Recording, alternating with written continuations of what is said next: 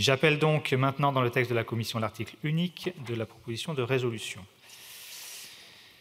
L'amendement numéro 12, M. Ziethenstuhl. Défendu. L'avis de la Commission, Madame la rapporteure. Simplement profiter de cet amendement pour rappeler un petit peu l'historique, puisque dans cet amendement, vous voulez effectivement faire appel à ce fameux débat gouvernemental. Déjà, c'est la France insoumise, en premier lieu, qui a demandé à avoir un débat sur la question du Mercosur dans sa niche parlementaire en novembre dernier. Nous étions les premiers sur ce sujet-là à le mettre sur la table et c'est votre gouvernement, le gouvernement de M. Barnier, qui l'a rejeté et qui s'en est retrouvé bien responsable une semaine plus tard et qui a ensuite mis sur la table ce débat. Ce débat, nous ne le considérons pas car il n'affirme pas de volonté d'opposition claire et nette au Mercosur. C'est ce que nous vous avons rappelé. Or, nous avons besoin d'une opposition claire et nette, quelles que soient les clauses miroirs et c'est pour cela que c'est un avis défavorable. Monsieur le ministre. Ce sera un avis favorable. Madame la rapporteure, vous cherchez des excuses. La position de la France, elle est claire, elle est nette. C'est une opposition ferme au Mercosur. Après que vous soyez effectivement en difficulté par rapport à un débat qui a eu lieu et que vous ayez besoin d'avoir votre propre proposition de résolution, ça c'est votre affaire politicienne. Mais la vérité, c'est que la position de la France, elle, et celle du gouvernement n'a absolument pas bougé. Et vous devriez, en cohérence avec vos propos, être favorable à l'amendement de M. Ziethenstuhl, qui en tout cas aura un avis favorable du gouvernement. Je le mets aux voix avec un avis défavorable de la commission, favorable du gouvernement, qui est pour, qui est contre. Il est rejeté. L'amendement numéro 8, M. Vibert. Oui, merci Monsieur le Président. Oui, je souhaitais profiter de ce débat pour attirer l'attention sur les graves conséquences de la fièvre catarrhale ovine, notamment dans mon département. Dans les Ardennes, les retards dans l'autorisation, la commande et la livraison des vaccins ont permis à la maladie de se propager rapidement, entraînant une surmortalité dramatique dans les élevages. La mortalité des brebis et agneaux a atteint respectivement 13 et 10%. Certains élevages ont eu une surmortalité multipliée par 9, tandis que celle des veaux a bondi de 14%. Voilà, cet amendement appelle à renforcer l'anticipation et l'adaptabilité des réponses publiques en matière de crise sanitaire animale. L'État doit apporter des réponses aux épizooties, à la nécessité d'étendre les indemnisations et soutenir l'acquisition des vaccins contre d'autres variants menaçant nos élevages afin de garantir leur pérennité économique. Je vous remercie. Merci Madame la rapporteure, votre avis? Oui, je vous rejoins évidemment sur le fond et j'apporte mon soutien à tous les éleveurs qui ont été victimes de la FCO et de la mauvaise gestion du gouvernement sur ce sujet. Malheureusement, ce sera une demande de retrait étant donné que c'est un petit peu hors sujet par rapport au débat. Monsieur le ministre. Même avis que la rapporteure. L'amendement est maintenu. Double avis défavorable. Je le mets aux voix. Qui est pour? Qui est contre? Non, il est maintenu. Il est maintenu. Alors, je refais le vote parce que je n'ai pas bien vu. Double avis défavorable. Qui est pour? Qui est contre? Il est rejeté. Le numéro 13, M. Ziethenstuhl. Défendu. Madame la rapporteure. Importer 99 000 tonnes de viande bovine, ça ne peut pas exposer des agriculteurs à de la concurrence déloyale. Ça expose les agriculteurs à de la concurrence déloyale. Donc défavorable. Défavorable, Monsieur le ministre. C'est un avis favorable. Favorable du gouvernement. Je le mets aux voix. Qui est pour?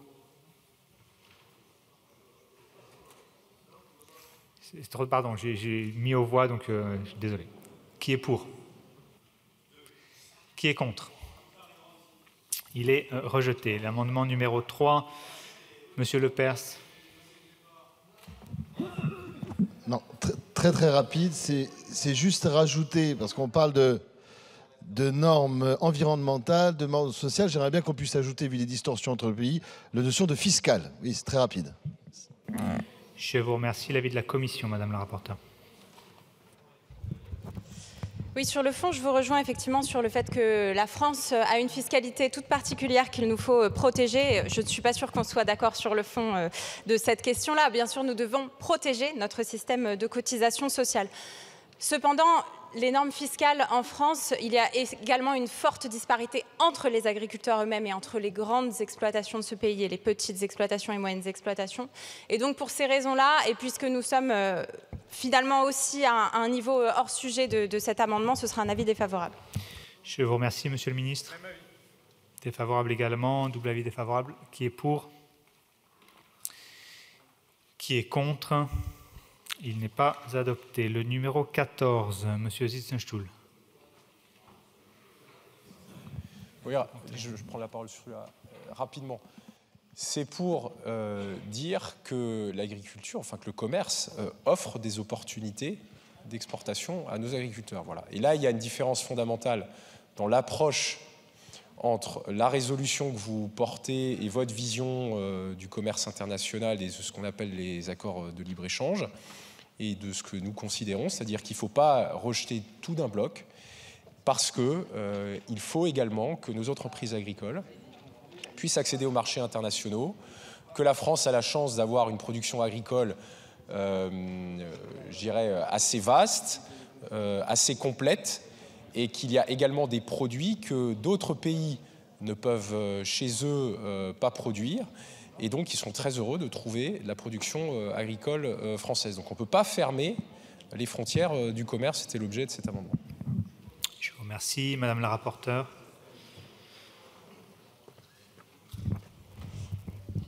Bien.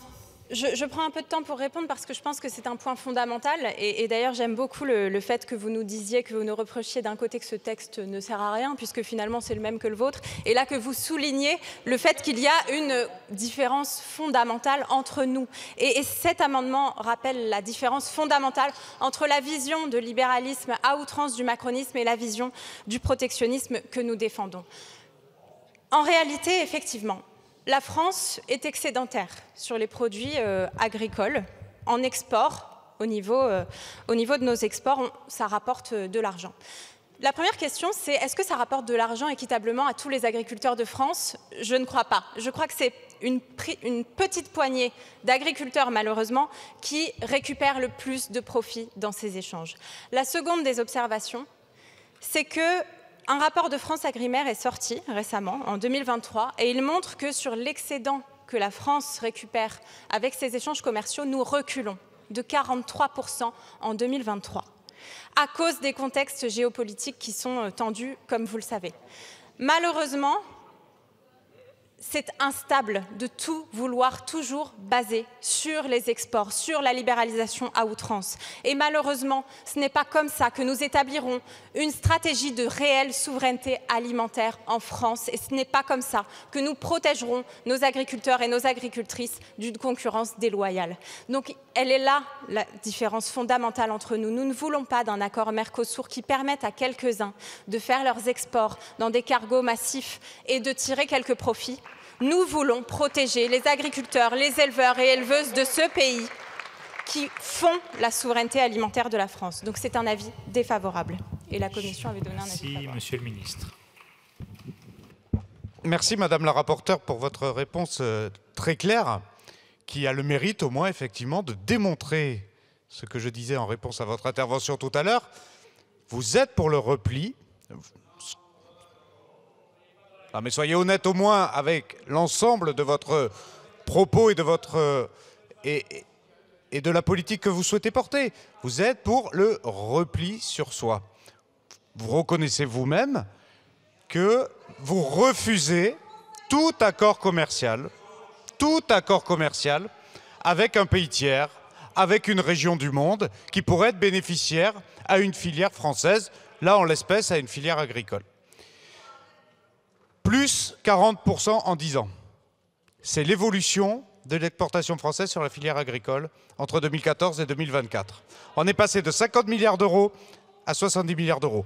Vous êtes les mêmes qui allez nous dire que la balance commerciale est déficitaire et que c'est l'appauvrissement de notre pays. Et quand il y a une filière qui est excédentaire et de plus en plus excédentaire, vous demandez à fermer les routes commerciales. Vous êtes parfaitement incohérents. C'est absolument pas caricatural puisque Madame la rapporteure a très bien précisé que vous étiez contre les accords de commerce internationaux et vous l'assumez Et au moins, vous avez cette cohérence-là. Mais assumez-le jusqu'au bout. Dites-le aux agriculteurs français, quelle que soit la taille d'ailleurs des exploitations. Dites-leur que vous êtes contre l'exportation française. Dites-leur que vous voulez renoncer aux 70 milliards de création de richesses en France liées à l'exportation française. Et je l'ai dit tout à l'heure sur la proposition de résolution portée par M. Potier.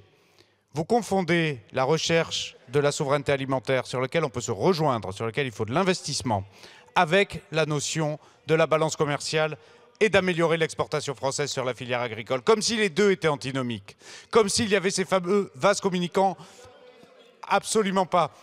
Il n'y a pas des pays, M. Biteau, qui ont réussi à améliorer leur souveraineté alimentaire en faisant progresser leur solde commercial agricole? Évidemment que oui. Et évidemment que ça doit être l'agenda français.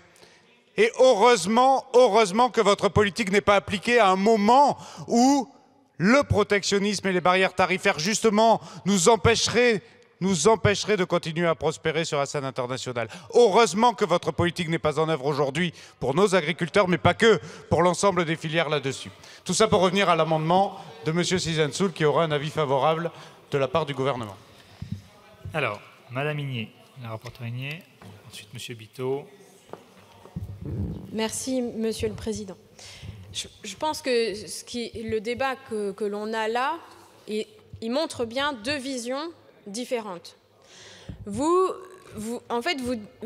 ce que l'on dit, c'est qu'on ne veut pas baser la production agricole uniquement sur de l'exportation. Parce qu'on voit bien que si on base uniquement la production agricole sur de l'exportation, eh bien, ça vient fragiliser des filières. On le voit dans la viticulture aujourd'hui. Et encore une fois, on ne souhaite pas être dans une logique de compétitivité entre les agriculteurs à travers le monde, et même à travers, à l'échelle nationale. On veut que les agriculteurs puissent d'abord produire de l'alimentation pour nourrir leurs voisins. Je veux dire, en fait, c'est aussi une question de fierté du métier, de vouloir produire de l'alimentation et d'être en coopération avec ses collègues sur un même territoire.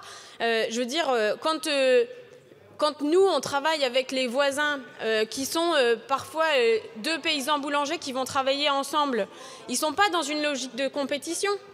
Ils sont dans une logique de coopération pour aller nourrir le maximum de gens autour d'eux. Donc c'est vraiment deux visions différentes que là, à laquelle qui s'opposent entre ce que vous voulez faire à travers les accords de libre-échange qui viennent mettre sur la même égalité à la fois la production agricole et des voitures ou des pièces automobiles. Je vous remercie. Chacun garde son calme. Monsieur Benoît Biteau, et merci de faire succinct. Merci, Monsieur le Président. Je vais essayer de rester pédagogique. Je vais essayer d'écarter un biais. S'il vous plaît, on s'écoute. Je vais essayer d'écarter un biais.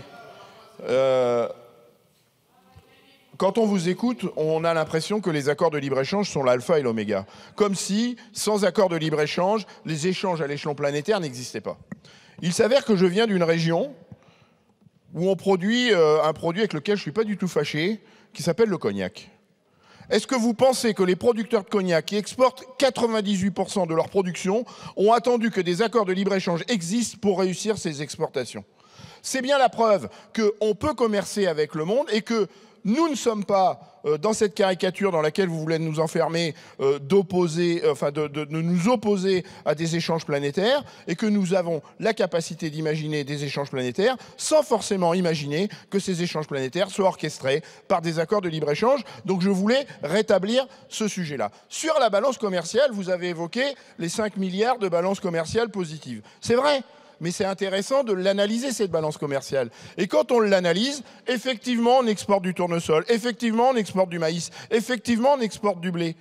Mais on importe aussi des fruits et légumes, et qui font que cette balance commerciale, sur les besoins primaires alimentaires, cette balance commerciale, elle est finalement pratiquement nulle. Et ce qui fait les 5 milliards d'euros, c'est ce que j'appelle les produits de luxe. Et encore une fois, je ne suis pas fâché avec ces produits de luxe. C'est le cognac, c'est le Bordeaux, c'est le Bourgogne, c'est le champagne. C'est ça qui fait les 5 milliards d'euros de balance commerciale.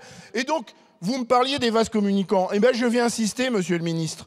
Je suis moi-même agriculteur. Quand je produis du blé, quand je produis du tournesol, quand je produis du maïs qui pourrait être exporté, les surfaces agricoles sur lesquelles j'ai installé ces productions-là ne produisent pas des lentilles, ne produisent pas du pois chiche, ne produisent pas du tournesol qui pourrait faire de l'huile locale. Et donc, effectivement, c'est des vases communicants. Et si on mobilise nos surfaces sur des logiques exportatrices, nous nous rendons dépendants forcément à des importations. Et votre balance commerciale, elle ne tient plus à ce moment-là.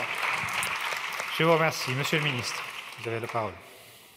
Oui, Monsieur le Président, je vous promets, je réponds, et puis après j'irai vraiment très vite sur les... Mais effectivement, ça résume quand même l'essentiel, la quintessence du débat. Moi, je suis à nouveau d'accord avec l'essentiel de ce que vous avez dit, Monsieur Bitot. Je vous assure que oui. Vous avez raison, l'export n'attend pas les accords de libre-échange, évidemment. Par contre, les filières dont vous faites mention demandent des accords de libre-échange, à commencer par la filière cognac. Donc, ce n'est pas parce qu'il y a de l'exportation sans accord de libre-échange que ce n'est pas dans l'intérêt de ces mêmes filières, tout simplement. Mais le cognac, si vous croyez que c'est que Bernard Arnault, vous avez que Bernard Arnault à la bouche depuis le début de cette journée. Franchement, allez voir les producteurs, vous verrez si c'est que Bernard Arnault. Moi, ce que je veux vous inviter à faire, c'est tout simplement répondre précisément à l'amendement. Est-ce que oui ou non, la libéralisation des échanges de produits agricoles peut être créatrice d'opportunités d'exportation? Si vous répondez non, pardon, ça s'appelle de la mauvaise foi et de la volonté de repli sur soi. Et je crois que c'est bien votre projet politique. Merci. Je vais mettre aux voix cet amendement avec un avis défavorable de la Commission, favorable du gouvernement. Qui est pour? Qui est contre? Il n'est pas adopté. Je vous annonce que je suis saisi sur les amendements numéro 6, numéro 10, numéro 9 et numéro 11 par le groupe Rassemblement national d'une demande de scrutin public. Le scrutin est annoncé dans l'enceinte de l'Assemblée nationale. Sur l'amendement numéro 4, Monsieur Lepers. Monsieur le Président, chers collègues, alors je vais vous proposer deux amendements où tout le monde va être d'accord. Ah. Je l'espère. Le premier, c'est simplement pour retirer le mot « petites exploitations ». Par rapport à l'année 24, parce qu'on estime qu'il n'y a pas que les petites exploitations, et notamment des exploitations intermédiaires qui sont souvent sur nos territoires abîmées par cet accord. Et ensuite, le deuxième, qui est de rajouter, parce que signer cet accord revient à accentuer notre dépendance alimentaire, et je propose d'insister sur les conséquences néfastes sur notre perte de souveraineté tel qu'il est conclu et extrait en vigueur. Donc c'est vraiment pour insister. Je sais qu'il y a un sous-amendement pour lequel je serai favorable, mais j'espère que, mes chers collègues, vous voterez ces deux amendements à l'unanimité. Merci. Je vous remercie. Madame la rapporteure, pardon. Oui, merci, Monsieur le Président. Bien, écoutez, Monsieur Lepers, ce sera effectivement un avis favorable à votre premier amendement numéro 4. Et je rejoins votre analyse effectivement sur le fait que c'est l'ensemble des exploitations et des exploitations petites et intermédiaires qui seront impactées par cet accord de libre-échange. Et j'en profite, Monsieur le Ministre, pour vous poser la question: combien avons-nous perdu de fermes sur les 10 dernières années de politique Macron? Nous avons perdu 100 000 exploitations agricoles sous les 10 dernières années de politique Macron. Et c'est précisément parce que vous alignez les traités de libre-échange entre eux et que vous soumettez nos agriculteurs et nos agricultrices à cette concurrence déloyale que nous continuons à perdre des agriculteurs et des agricultrices en France et que nous allons à l'inverse du défi de la souveraineté alimentaire que nous avons. Pour votre deuxième amendement, Monsieur Lepers, c'est votre jour de chance puisque ce sera également un avis favorable si notre sous-amendement est adopté pour enlever la partie démesurée, considérant qu'il y a un problème à partir du moment où il y a libéralisation sur les produits agricoles. Encore une fois, la nourriture ne doit pas être considérée à même hauteur que les voitures. Merci. Donc sur le numéro 5, c'est un avis favorable également, j'imagine. Monsieur le ministre? Avis défavorable aux sous-amendements et favorable aux amendements. D'accord. Alors je vais les mettre aux voix. Ils n'étaient pas en discussion commune, mais nous allons faire comme si. Sur le numéro 4, qui est pour? Qui est contre? Il est adopté. Sur le numéro 5, je mets aux voix le sous-amendement. Qui est pour? Qui est contre? Le sous-amendement est adopté. Le numéro 5 ainsi sous-amendé. Qui est pour? Qui est contre?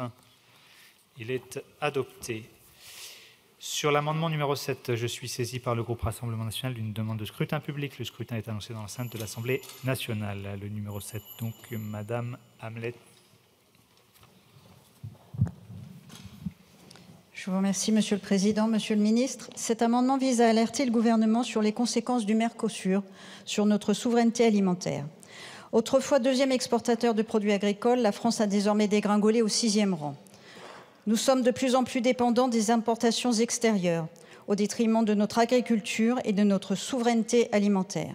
Notre balance commerciale agricole fond comme neige au soleil. Alors, vous l'avez dit tout à l'heure, plusieurs collègues l'ont dit, l'excédent commercial aujourd'hui de la France est de 5 milliards. Mais vous avez oublié de préciser qu'en 2011, il était de 12 milliards. Et si nous restons excédentaires, c'est en large partie grâce à nos filières de boissons alcoolisées. Sont en cause un empilement de traités de libre-échange portés par une Union européenne schizophrène, toujours plus exigeante envers nos agriculteurs, mais borgne envers les produits qu'elle importe de l'extérieur. L'accord euro-méditerranéen conclu avec le Maroc en 1996 est un cas d'école de traité de libre-échange instituant une concurrence déloyale. En libéralisant les importations de tomates, la France est ainsi devenue le 3e importateur mondial en l'espace de 20 ans. Avec le Mercosur, c'est plusieurs dizaines de milliers de tonnes de bœuf et de volailles qui inonderont bientôt nos marchés intérieurs. C'est maintenant qu'il nous faut agir. Il nous faut des actes, Monsieur le Ministre. Vous ne prenez aucune disposition concrète. Je vous remercie. Merci. Madame la rapporteure, l'avis de la Commission. Nous venons exactement d'adopter cet amendement qui a le même sens de Monsieur Le Pers. Donc c'est une demande de retrait ou un avis défavorable. Même avis. Il est maintenu. Je le mets aux voix par scrutin public. Le scrutin est ouvert. Le scrutin est clos. Votant 64, exprimé 64, majorité 33, pour 31, contre 33. L'Assemblée nationale n'a pas adopté. L'amendement numéro 2, Monsieur Le Pers. Monsieur le Président, Madame la rapporteure, jamais 2 sans 3. Si. Non, mais c'est simplement sur l'alinéa 28 qu'on aimerait bien voir supprimer parce qu'on le trouve quand même un peu excessif. Il n'a pas forcément sa place dans cette résolution, même si on ne peut pas nier l'impact environnemental des échanges. Il est aujourd'hui quand même inconcevable d'imaginer un repli total sur soi dans certains domaines. Et donc, nous pouvons mettre en place une croissance dynamique durable, mais sans des propos aussi virulents vis-à-vis des échanges commerciaux. Merci. Je vous remercie, Madame la rapporteure. Défavorable. Merci. Défavorable, Monsieur le Ministre. Alors, avis favorable du gouvernement.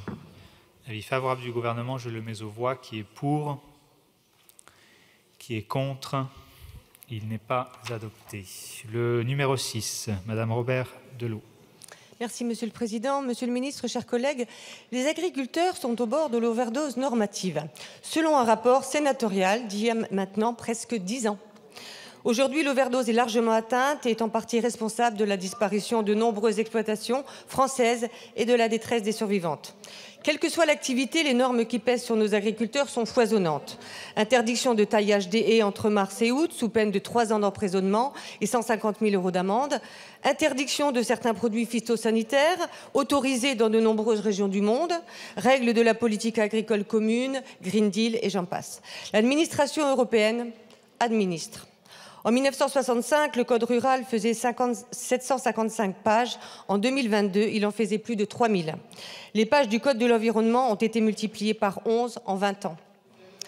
Sur les 55 heures de travail hebdomadaire, en moyenne, nos agriculteurs consacrent en moyenne 10 heures à la paperasse administrative. 80% de ces normes proviennent directement de l'Union européenne. L'Union est en effet ambitieuse. Son pacte vert vise la neutralité carbone en 2050. Sa stratégie, ingénieusement dénommée « de la ferme à la fourchette », vise la réduction de 50% de l'utilisation de pesticides. Dans le même temps, elle continue d'empiler les traités de libre-échange avec des régions du monde dont les normes normes sociales et environnementales sont bien éloignées des nôtres. Cela pose la question des véritables objectifs poursuivis par l'Union européenne. Où est la cohérence quand elle souhaite atteindre la neutralité carbone sur notre sol, mais qu'elle met tout en œuvre pour faire exploser notre bilan carbone à l'importation? Cet amendement vise à inciter l'Union européenne à établir un audit de ces normes qui plombent la compétitivité de notre agriculture et qui entravent la vie de nos agriculteurs. Je vous remercie. Merci. Madame la rapporteure. Oui, nous avons clairement deux blocs. En fait, le bloc effectivement macroniste qui veut continuer dans la libéralisation et donc l'alignement des normes environnementales et sociales avec le moins-disant international, et la gauche qui souhaite au contraire protéger l'agriculture française et avoir des normes environnementales et sociales les mieux disantes possibles, à la fois pour la protection de la santé et de l'environnement pour nos agriculteurs. Et puis nous avons le Rassemblement national qui souhaite à la fois protéger les produits agricoles français tout en impliquant le pire des normes environnementales et sociales de l'international. Et cet amendement, c'est cette démonstration-là, donc d'avoir un projet finalement complètement moins-disant. On protège pour conserver le pire à l'intérieur du pays. Je ne vois absolument pas l'intérêt. Et moi, je revendique et je suis fière d'avoir une agriculture française qui respecte aujourd'hui des normes sociales et environnementales conséquentes. Et je crois que les agriculteurs en sont fiers également. Ils demandent simplement de pouvoir réussir à vivre de leur travail et d'être protégés économiquement de ces accords de libre-échange honteux. Merci. Monsieur le ministre. Défavorable. Défavorable. Je le mets aux voix par scrutin public. Avec un double avis défavorable. Le scrutin est ouvert. Le scrutin est clos.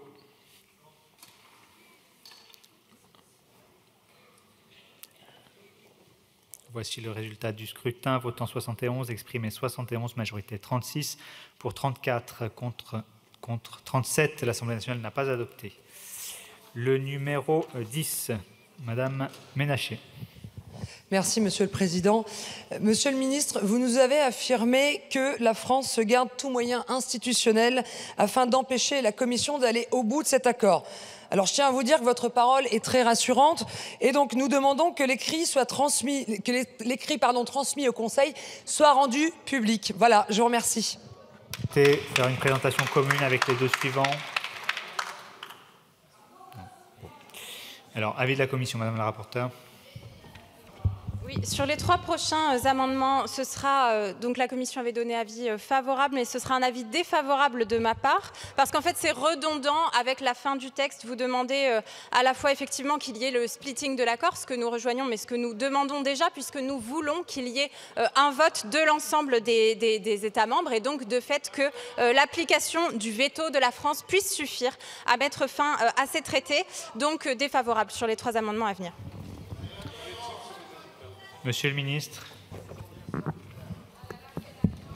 Ce sera un avis de sagesse puisque je répète ce que j'ai dit à la tribune tout à l'heure sur la DG. Je confirme effectivement qu'il y a une opposition de la France à la possibilité de splitting, donc avis de sagesse. Je vous remercie. Je le mets aux voix par scrutin public. Le scrutin est ouvert. Le scrutin est clos.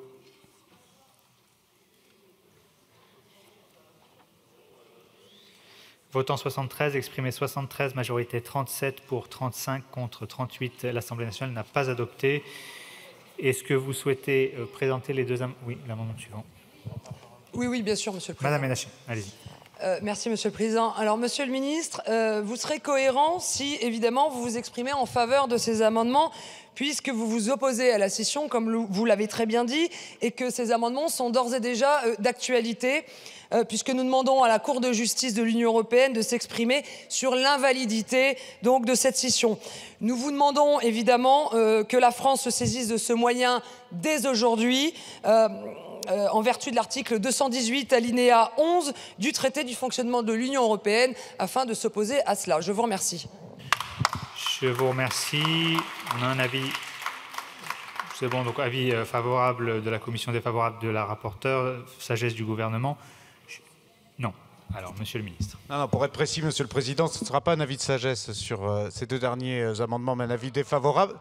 tout simplement parce que la façon dont ils sont rédigés et ce qu'ils disent derrière n'est pas acceptable. Ce n'est pas la question du splitting en soi, mais le résultat du splitting là qui est dans vos amendements. Donc c'est pas la même chose que sur le cas précédent où j'ai effectivement donné un avis de sagesse en cohérence avec l'opposition française à la possibilité de splitting, mais pas sur ces amendements qui ne disent pas la même chose. Donc avis défavorable.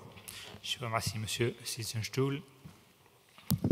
Merci, Monsieur le Président. Chers collègues, je serai rapide, mais quand même, j'ai envie de réagir. Quelle hypocrisie de l'extrême droite qui en appelle à la Cour de justice de l'Union européenne, alors qu'il ne cesse de remettre en cause l'ordre juridique européen, qu'il ne cesse d'attaquer la justice européenne, qu'il ne cesse d'attaquer les juges européens, que sur d'autres sujets, ils veulent organiser des référendums, changer la Constitution, etc., etc., etc.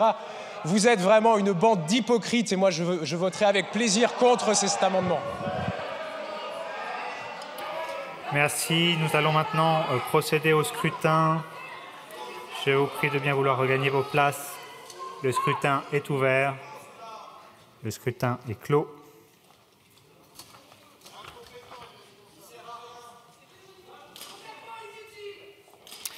Votant 73, exprimé 73, majorité 37 pour 34, contre 39. L'Assemblée nationale n'a pas adopté.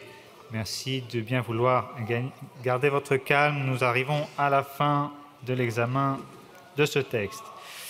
L'amendement numéro 11, Madame Ménacher. Je ne sais pas, elle n'a pas voulu... Merci, Monsieur le Président. Il serait bien, Monsieur le Ministre, d'être cohérent avec les propos que vous avez tenus tout à l'heure et les amendements qui sont présentés, qui sont des amendements de bon sens, en fait. On vous demande simplement d'aller jusqu'au bout de vos propos, de vos idées et de s'opposer jusqu'à la fin afin de sauver nos agriculteurs, afin de sauver notre souveraineté alimentaire et de s'opposer entièrement au Mercosur. Merci. Merci. L'avis de la Commission, Madame la rapporteure. Défavorable. Monsieur le ministre. Votre avis sur l'amendement numéro 11. Défavorable. Je le mets aux voix par scrutin public. Merci, Monsieur le Président. Juste, Monsieur le ministre, c'est vraiment là une incohérence de votre part. Parce que vous nous expliquez que donc, vous vous opposerez à la scission jusqu'à la fin, si je vous comprends bien, mais que si le texte était scindé au final, vous n'irez pas plus loin, en fait. C'est ça qu'il faut comprendre de votre démarche. C'est si le texte était scindé, vous n'acceptez ni saisine de la CJUE, ni recours en annulation. Voilà, donc vous faites une démarche à moitié. La scission, on s'y oppose dans les mots, mais quand elle aura lieu, parce qu'on sait tous qu'elle va avoir lieu, vous ne ferez rien, comme d'habitude. Nous allons maintenant procéder au scrutin sur l'amendement numéro 11. Merci de bien vouloir regagner vos places. Le scrutin est ouvert. Le scrutin est clos.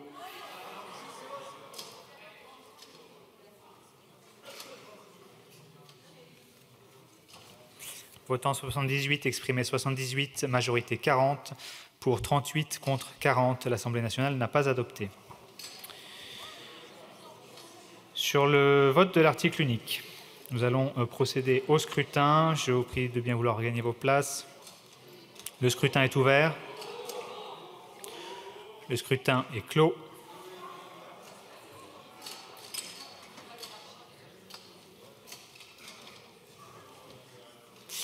Votant 77, exprimé 77, majorité 39 pour 77 contre 0. L'Assemblée nationale a adopté. Prochaine séance, lundi 3 février à 16 h. Éventuellement, texte de la commission mixte paritaire sur le projet de loi de finances pour 2025 et nouvelle lecture du projet de loi de financement de la sécurité sociale pour 2025. La séance est levée. Je vous remercie.